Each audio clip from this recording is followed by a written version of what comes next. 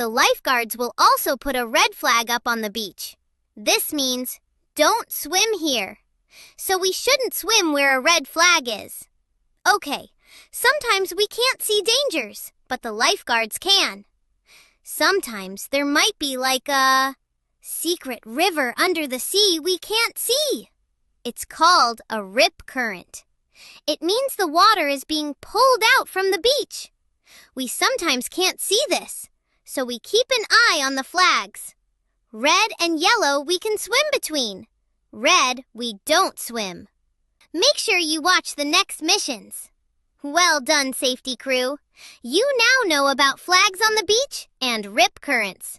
Mission completed.